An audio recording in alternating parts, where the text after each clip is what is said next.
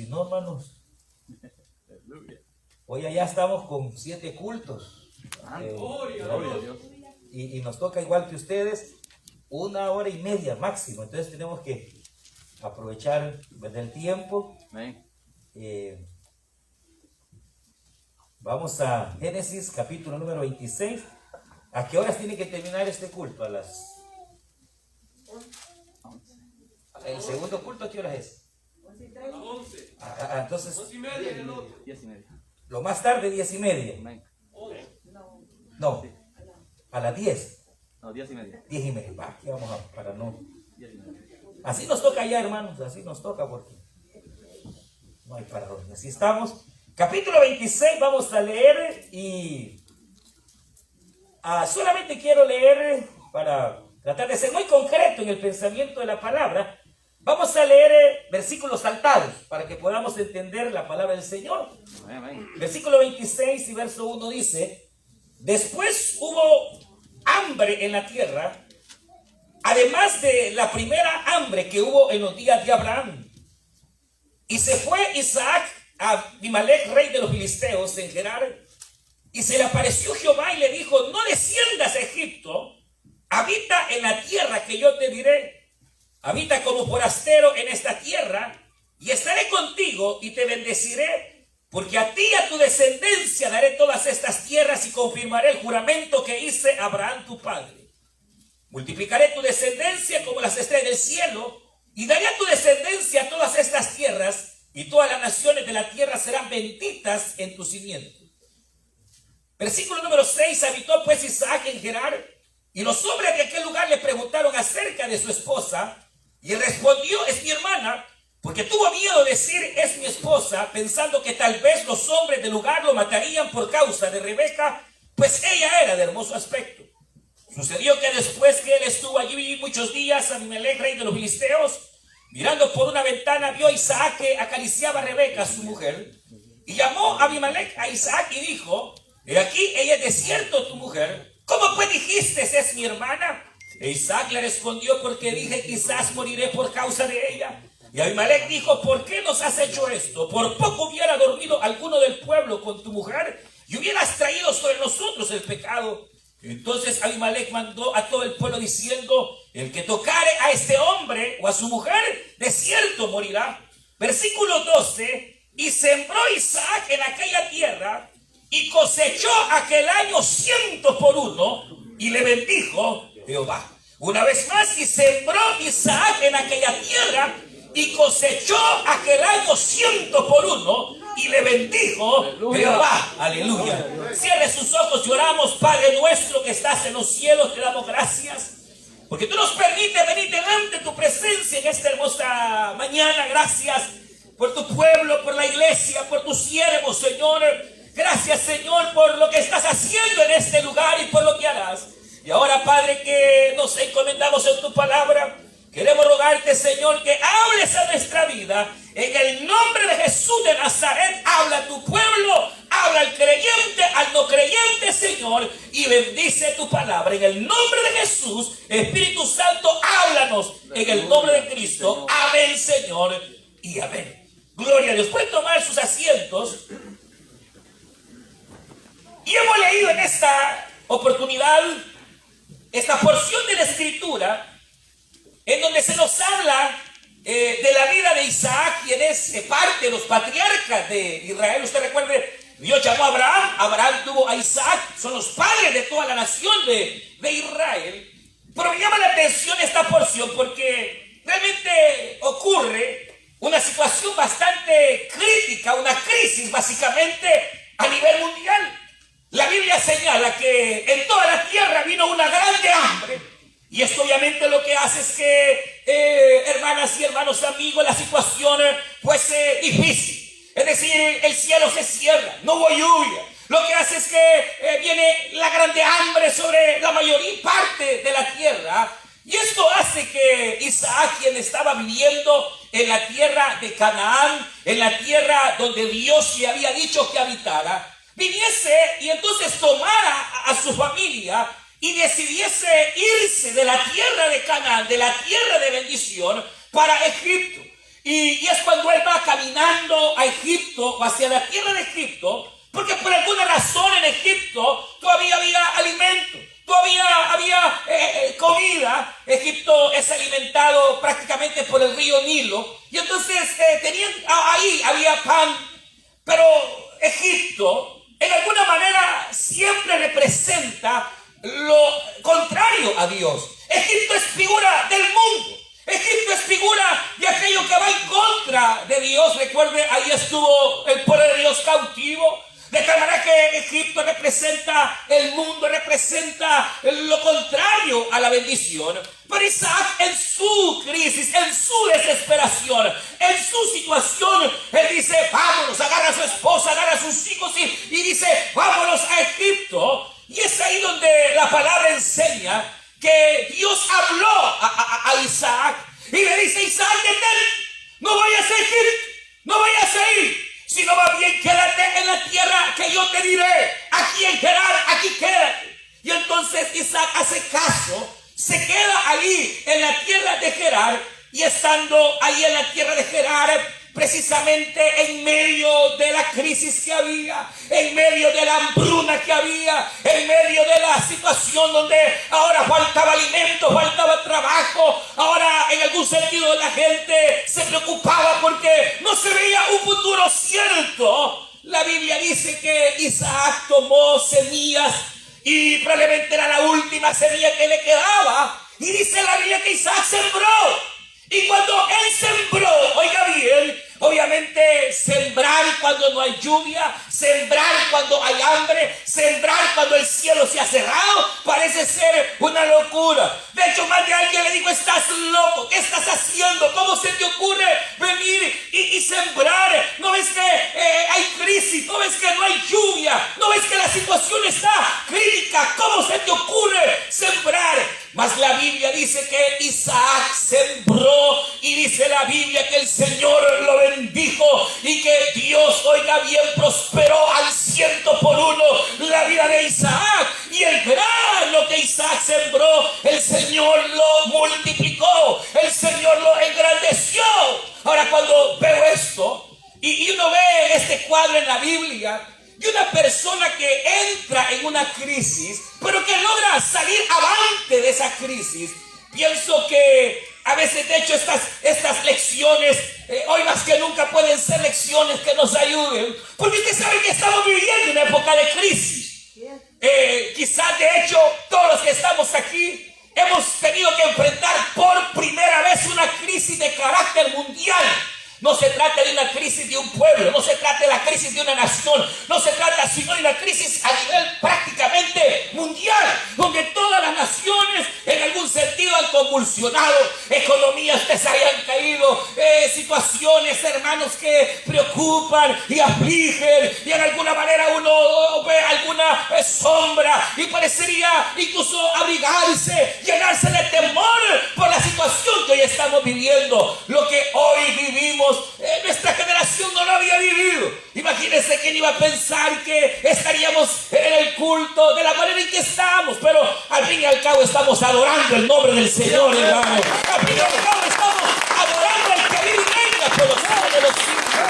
Usted sabe que este año ha sido un año difícil, un año de pérdida para muchos, un año en el cual las cosas de repente cambiaron, y en donde todo lo que tal vez uno había planificado allá acá se quedó corto. Pero la cuestión es cómo, hermanas y hermanos, amigos, lograr que en medio de un conflicto, en medio de una crisis, uno pueda en alguna manera salir avante. Uno pueda, al igual que Isaac, hermano amigo, enfrentar la crisis, pero salir y no quedarse en la crisis. Yo no sé cuántos de nosotros, de los que estamos acá, en medio de la crisis cual sea, preferiríamos quedarnos ahí en la crisis, o cuántos quieren salir de las crisis, cuántos queremos salir avantes en medio de las dificultades que vengan. Una crisis, ¿sabe qué es una crisis? Es un cambio. Es algo que viene de repente y cambia el trabajo, cambia la posición social. De repente usted, mujer, se sentía segura y el marido se le fue a saber para dónde. Crisis. De repente usted, varón, era bien campeón y todo subiendo para acá, así de repente una enfermedad acá, le cayó en la columna, hoy está postrado. Es crisis, un cambio que no esperábamos, algo que viene y no lo vimos venir, se convierte en una crisis. Hay matrimonios en crisis, hay enfermedades que nos ponen en crisis, hay situaciones y problemas, hermano, que vienen a la vida y que en algún momento nos pueden hacer que entremos en una crisis. Los jóvenes pasan crisis, los adultos pasan crisis, los ancianos pasan crisis, pero la pregunta es cómo salir avante en victoria, al igual que Isaac, que vino la crisis, pero Isaac salió en victoria. Isaac logró salir victorioso. Isaac en la crisis logró, hermanos, avanzar. Y hay por lo menos dos o tres cosas que me llaman la atención, porque en medio de las crisis, cuando las situaciones de repente vienen a la vida, realmente uno a veces puede tomar malas decisiones. Es más, es en las crisis que por lo general las personas toman malas decisiones. Es en las crisis, en aquellas cosas inesperadas que los seres humanos tomamos, hermanos, actitudes o tomamos decisiones que no son las correctas. En las crisis la gente hace locura. En las crisis muchas personas dicen: ya no aguanto, ya no soporto, mejor me voy, y se va. En las crisis, hermanos, hay mujeres que han sido piadosas y se llegan a prostituir cuando hay una crisis. En las crisis ha habido hombres aún creyentes en Dios que en medio de la situación y la escasez vienen y roban, vienen y cometen un error, porque en las crisis es bastante vulnerable. Es en las crisis, mire esto, que enfrentamos, que el mismo diablo y que el Señor lo reprenda, hermanos, aparece para hacer caer a los hombres y a las mujeres. Y es aquí donde Isaac, en medio de la crisis, dijo: yo me voy, yo me largo, en medio de esto yo voy a ver para dónde. Pero era una mala decisión, era una mala decisión, era una decisión que lo llevaría probablemente a la muerte. Pero es ahí donde la misericordia del Señor aflora, es ahí donde Dios sale al encuentro de su siervo y le habla y le dice: Isaac, no vayas a Egipto. Queremos, hermanas, la bendición de Dios en este tiempo. ¿Quiere usted salir avante de toda la prueba que hoy el mundo atraviesa? Yo le digo: aprenda a oír la voz de Dios. Oiga la voz de Dios. Oiga tanta noticia y tanta cosa. Hay hermanos que a la iglesia vienen enfermos, y no de la situación, sino de malas noticias, de esto y lo otro, y vienen embebidos y con miedos y temores. Hay creyentes que incluso no dan el paso, por ejemplo, de venir a la iglesia porque tienen temor, y en parte tienen razón. Pero ¿sabe cuál es el problema? Que oyen las noticias, los noticieros desde las 5 de la mañana hasta las 6 de la tarde, pura noticia de miedo, de temor. Y cuando uno oye las noticias, sabe, uno se desanima, uno se deprime, y qué terrible. Pero sabe, para poder salir avante, para poder salir victoriosos, hermana, hermano, amigo, aprende a oír la voz de Dios. Isaac oyó la voz de Dios e hizo caso a la voz de Dios. Dios le dijo: detente, y se detuvo. Dios le dijo: haz esto, y lo hizo. Mire qué bendición. Pero la idea de oír la voz de Dios, hermanos, es que Dios habla. Amén. Usted que no cree, incrédulo, Dios habla. Lo que pasa es que tú lo oyes. Dios te habla de muchas maneras. Puede hablarte al corazón, puede hablarte a través de un sentir, y te dice: no vayas ahí, no te metas con no hagas esto y lo otro, porque Dios habla. Tenemos el Espíritu Santo que nos guía. Aleluya. Lo que pasa, ¿sabe qué es? Que muchos creyentes en la crisis se meten en otra crisis, y en crisis porque cierran sus oídos a la voz de Dios. Dios le dice: cuidadito, en esto no te metas, mira, pero no hacen caso, siguen de necios. El Espíritu le dice: no pongas el botoncito ni chatees con ella, y uno siente y de repente, pero lo mete el dedito donde no tiene, hace lo que no debería, y entonces ahí viene que en medio de la y se nos envuelve un tsunami. Pero cuando usted aprende a oír la voz de Dios, entonces al igual que Isaac, Dios le dice no lo hagas y usted no lo hace. Dios le dice detente y usted se detiene. Dios habla por su espíritu, Dios habla por su palabra. La Biblia dice séquese la hierba, marchítese la flor, pero la palabra de Dios permanece para siempre. Yo le he dicho y se lo digo a usted, hermano, Dios habla por el Espíritu, habla por la palabra, pero la manera más directa que Dios te va a hablar es a través del siervo que Dios ha puesto al frente, es a través de la voz de tus pastores, es a través del ángel de Dios. Por eso la Biblia al pastor en Apocalipsis le dice ángel. Mire, cara no tenemos, ¿verdad? Y a veces tenemos rajaduras, pero la Biblia dice que somos ángeles. Aleluya. Así que cuidadito. ¿Sabe por qué dice que somos ángeles? No porque tengamos alas y ya. No, porque la palabra ángel es mejelach, es mensajero. Es mensajero el que habla en lugar de Dios. Y cuando usted oye la voz de su pastor y obedece, Dios te va a prosperar y te va a bendecir. ¡Y a su nombre! Segundo, Isaac al oír la voz, entonces lo que él hace es ajustarse a la voluntad de Dios. Y hoy más que nunca, si algo es necesario hacer, hermano, es estar bajo la voluntad de Dios, la voluntad perfecta de Dios. Porque si tú agarras tu propio camino, lo que nuestros hermanos hicieron, qué precioso. Cuando uno ha orado, cuando uno ha puesto delante de Dios, hermanos, con la persona que se va a casar, con la persona que Dios ha puesto, y Dios le confirma y le dice, este es, hermano, uno se casa para ser feliz y dichoso. Uno se casa y aunque haya pruebas y dificultades, va saliendo adelante. Diga gloria a Dios. Pero cuando uno se casa y ni le preguntó a Dios, ni siquiera consultó al Señor, y la gente lo que hace no se casan, se divorcia, se cambian de iglesia, no preguntan a Dios, Señor, será tu voluntad. Se van de un lugar para otro, se van de aquí para allá para acá y no consultan a Dios. Y después vienen las crisis, después viene la situación. ¿Por qué, Señor? ¿Por qué? ¿Por qué? Porque no me consultaste. ¿Por qué? Porque te separaste de mi voluntad.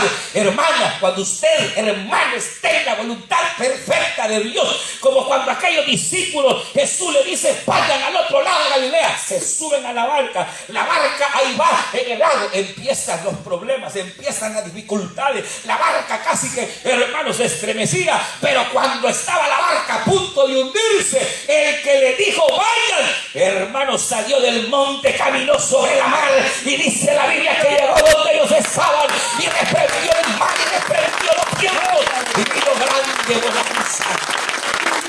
Porque cuando tú haces la voluntad de Dios, Dios siempre va a estar contigo. Y si Dios te ha dicho que hagas, si Dios te dice y haces su voluntad es perfecta y la bendición de Dios estará sobre tu vida. ¿Cuándo es que vienen las dificultades? Cuando nos separamos de la voluntad de Dios. Cuando le preguntamos, cuando siquiera, Señor, no tiene ¿qué diría yo? Ni sé qué palabra usar, hermano, pero viene y ni siquiera viene delante. Dios y pone, Señor, viene la bendición, porque Dios bendice. De repente viene un nuevo negocio, Señor, esto es tuyo. Señor, ¿será que es tu voluntad? Señor, yo lo traigo delante de ti. Dame una señal y si es tuyo, prospérame. Aleluya. Y cuando tú vas de acuerdo a la voluntad de Dios, Dios lo engrandece, Dios te bendice, porque Dios no se equivoca, ni es hombre para mentir, ni hijo de hombre para arrepentirse. Lo que Él ha prometido, Él te lo dará.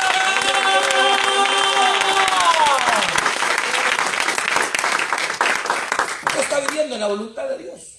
¿Cuál es la voluntad de Dios para la vida del cristiano? Que nos amemos, que vivamos, hermanos, en armonía. ¿Cuál es la voluntad de Dios para nosotros? Que nos santifiquemos. ¿Cuál es la voluntad de Dios para nosotros? Hermano, en la Biblia está, pero podemos hablar de la voluntad general del Señor o de la voluntad personal, pero si es voluntad general, ahí está, la Biblia dice, en cuanto sea posible, ustedes vivan en paz con todos.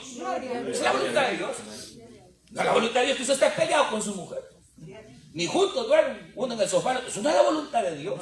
La cuarentena llevan y no arreglan. Y todavía no pasa.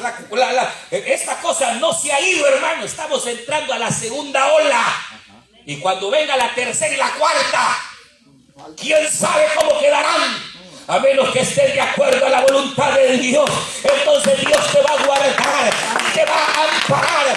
Y aunque, hermano, venga lo que venga, tú pasarás la prueba y la pasarás en victoria. Primero, hay que oír la voz de Dios. Segundo, hermana, hermano, hay que aprender a ajustarse a la voluntad de Dios. Gloria a Dios. Si no se acuerdan de aquel caso conocidísimo de aquel hombre que era supervisor de la iglesia, llamado el Cana, y dice que un día dijo, me voy, dijo. Y se llevó a su mujer y a sus hijos de la iglesia. Y se fue para Moab. Y la Biblia dice que allá no había ni iglesia, no había ni donde congregarse. Y allá estando aquel hombre con su familia, hermano, pasaron los años. Mire, dolaritos, así le venían. Al principio le abundaban los dólares. Abrió compañía, aleluya. Le empezó a ir bien aparentemente, pero cuando sintió, claro, se mueve. Y después no solo él, se mueren sus hijos. Y Noemí queda sola y desamparada. Y después de la muerte de su esposo, de la muerte de sus hijos, ella dice, ya sé qué haré, me volveré a Belén, me volveré donde nunca debía haber salido. Y dice que vino y se volvió y no le importó. Ella sabía que tal vez la criticarían, ella sabía que, pero lo que ella sabía, que al fin y al cabo la criticaran o no, ella tenía que volver al lugar de Dios donde nunca debió haber salido. Porque dice que el precio más alto, el salirse de la voluntad del Señor. Isaac iba a hacer lo mismo, él dijo, vámonos, y Dios le dijo, no vayas, y él fue dócil. Isaac fue dócil, dijo, yo no me voy, yo aquí me quedo, yo aquí donde Dios me dice, y dice que ahí en Gerar se quedó, y empezó a tratar de buscar la voluntad de Dios, de vivir de acuerdo a la voluntad del Señor. Pero había una situación muy interesante y extraña, porque aunque Isaac era un hombre justo, aunque Isaac era un hombre que tenía a Dios como lo tiene usted, aunque Isaac era un hombre que amaba a Dios, no era perfecto. Así es. Porque nadie es perfecto. Así es. Y usted que se cree ángel, no es perfecto, no es perfecto. Lábrele. Nadie es perfecto. Usted sabe eso, ¿verdad? Nadie es perfecto. Ni tampoco existe la iglesia perfecta. No existe. Hay gente que anda buscando de iglesia, a ver si hay la iglesia perfecta. No la va a hallar. Más bien sabe qué va a pasar si tanto anhela y desea la iglesia perfecta. ¿Sabe qué va a ocurrir? ¿Sabe qué va a ocurrir? Lo vamos a tener que enterrar aquí, para que allá en el cielo se alabe al Señor y la iglesia perfecta. Pero aquí en la tierra no hay iglesia perfecta. Pero el punto, hermanas y hermanos, al que quiero llegar es que Isaac, a pesar de oír la voz de Dios y de buscar la voluntad de Dios, no era perfecto. Y entonces en su imperfección, Isaac tuvo temor, tuvo miedo. Y allá en Gerar dijo, mi esposa Rebeca es muy hermosa. Y de seguro que al verla tan hermosa, y si digo que es mi esposa, me van a matar. Mire, yo quiero decirle algo. Hay dos clases de temor. El temor siempre existirá y es parte de nuestra vida. El temor estará siempre y es parte de la vida. Hay un temor que es bueno y hay un temor que es malo. Hay un temor que viene de Dios y Dios lo pone para que tú prevengas el mal. Y hay un temor que Satanás pone para frenarte, para detenerte. La diferencia es que el temor que es sano es aquel temor que una vez se siente ante situaciones reales, genuinas, verdaderas. Y entonces no ve bien. El sabio ve el mal y se aparta. Porque hay mal, hay algo que puede dañar tu vida, tu hogar. Y entonces tú te apartas. Y tú haces bien. Y a veces es necesario que, aunque hay alguna situación que te esté causando temor, el valor real está en que, aunque con temor tú no te detienes, sino que vas caminando. Y aunque tienes temor, pero sigues caminando. Y aunque hay miedito, pero sigues para adelante. Y aunque hay, pero ahí vas, no te detienes, no te detienes. Y cuando sientes, ha vencido el temor en el nombre de Jehová de los ejércitos. Hay un temor que viene del mal y que está puesto en cosas imaginarias, en cosas que tal vez jamás ocurran. Isaac se llenó de miedo. El diablo invadió su corazón. Te van a matar. No, nadie le iba a matar. Pero él creyó que lo matarían. Uy, mejor. Era un temor irreal. Él dijo, es muy hermosa, me van a matar y diré que es mi hermana. Y cae en una mentira, en donde delante de la gente era mi hermana, mi hermano, pero en intimidad era su esposa, era su mujer. Pero cuando salían a ver a las personas y a los vecinos, es mi hermana, es mi hermano. Era una mentirita. Pero era mentira. Era pecado. Era pecado. Estaba falseando, vivía hipócritamente.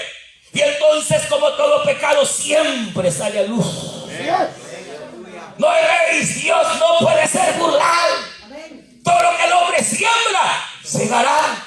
Y entonces un día el rey de aquella tierra vio por la celosía, por la ventana, y de repente vio la casa de Isaac y vio que Isaac estaba acariciando a su esposa. Y él dijo, ¿qué es esto? ¿Qué pasa acá? Y manda a llamar a Isaac. E Isaac llega y le dice, mira Isaac, ¿qué es esto que he visto? He visto que estás acariciando a tu hermana. Dime qué pasa. E Isaac se avergonzó. E Isaac le dijo, mire mi señor, mi rey, es que la verdad es que tuve temor y tuve miedo. Y la verdad es que ella no es mi hermana, ella es mi esposa. Pero yo pensé que es tan hermosa que me matarían acá en esta tierra. El rey le dice, mira, por cuanto casi nos haces pecar, cualquiera ha tomado por esposa a tu mujer, ya traes el pecado a esta tierra. Y dice la Biblia que el rey decretó y dijo, nadie, ningún varón le ponga mano a esta hembra porque es la esposa de Isaac. Y entonces dice la Biblia que Isaac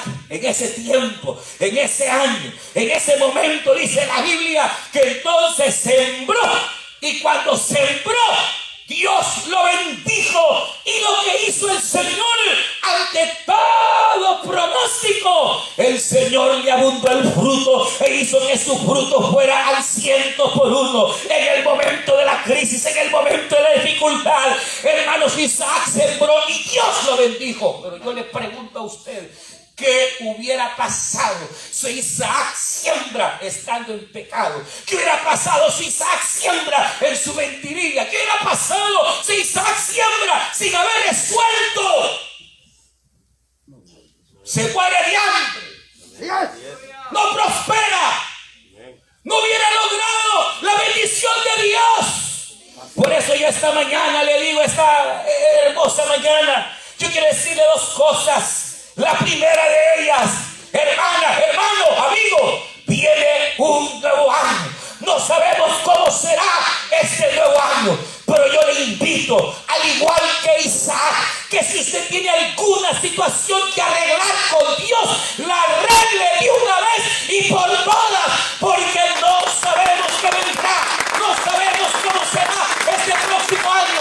Lo único que yo le digo es que si usted sea sincera con Dios, si usted arranca de raíz toda falta, toda mentira, ya no es posible, hermano. Mire cómo estamos viviendo y usted todavía amargada, hombre.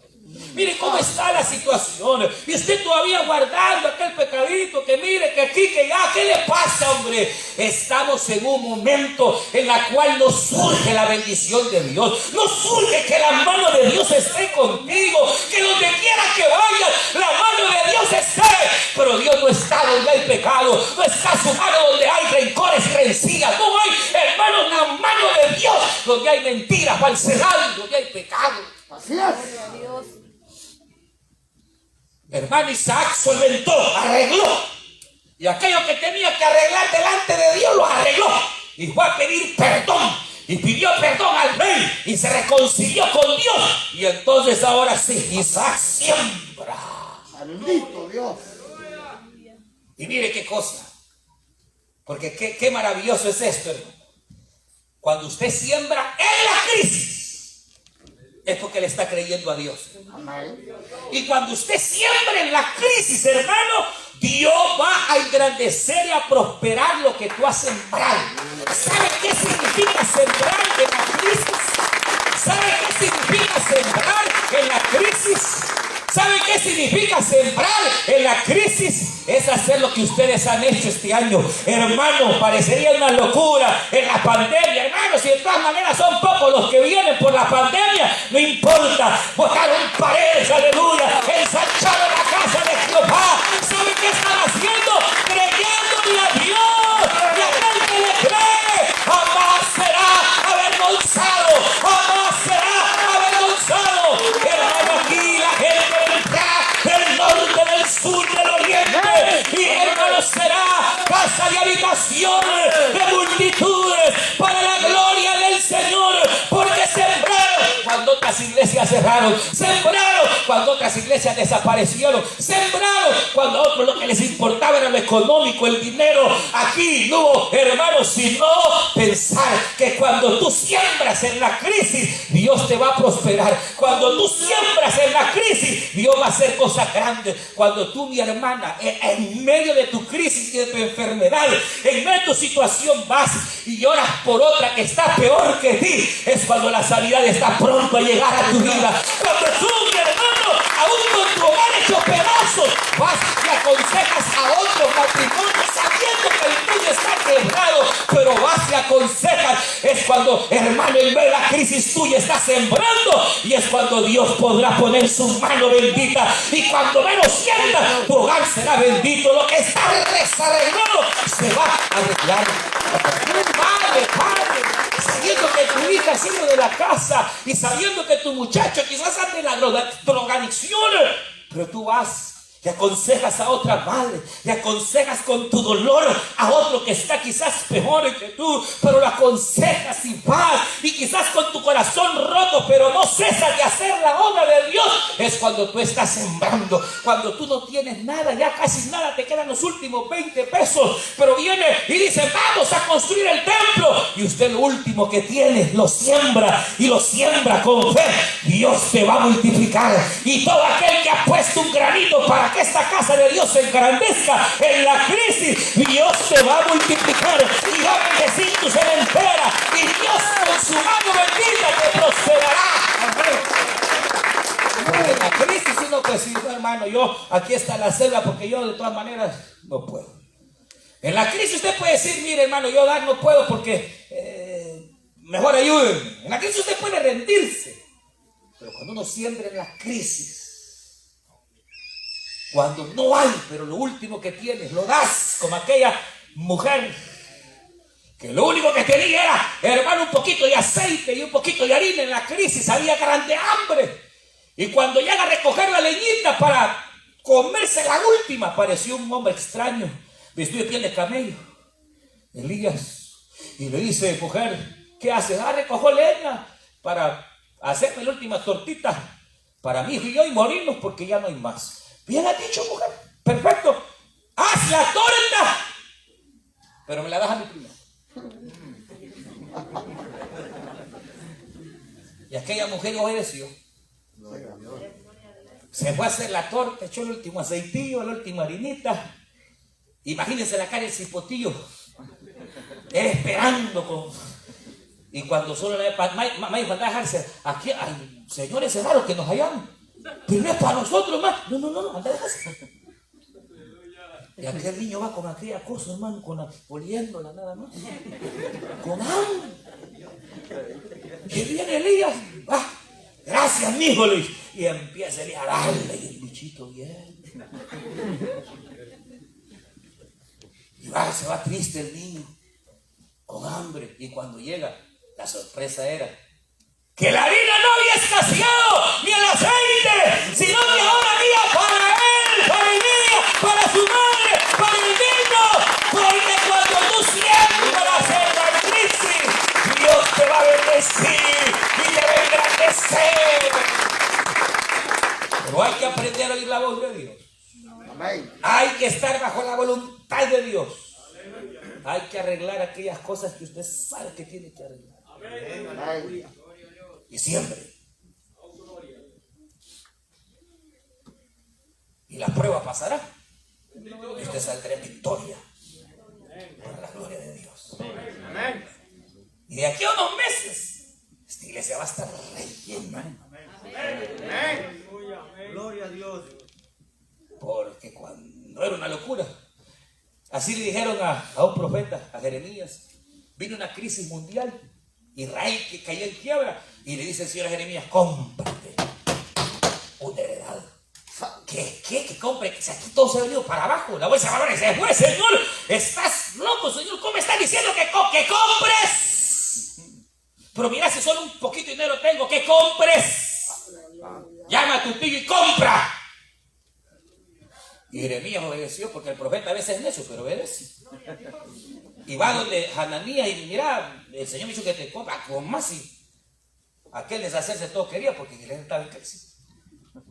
Y cuando compró, con el título iba aquel, y ¿qué hago con esto? Si aquí ya no hay nada, aquí se acabó todo, Israel está acabado, destruido. Vino palabra de Jehová y le dijo, Jeremías, así ha dicho Jehová, en este lugar que está desierto, sin hombres, sin animales, en este lugar donde hay tristeza, se volverá a oír la voz de júbilo y de salvación.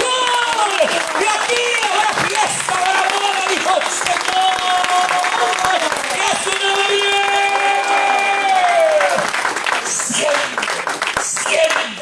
Siembra. Y Dios te va a bendecir. Padre nuestro que estás en los cielos, te damos gracias. Porque tú hablas, Señor,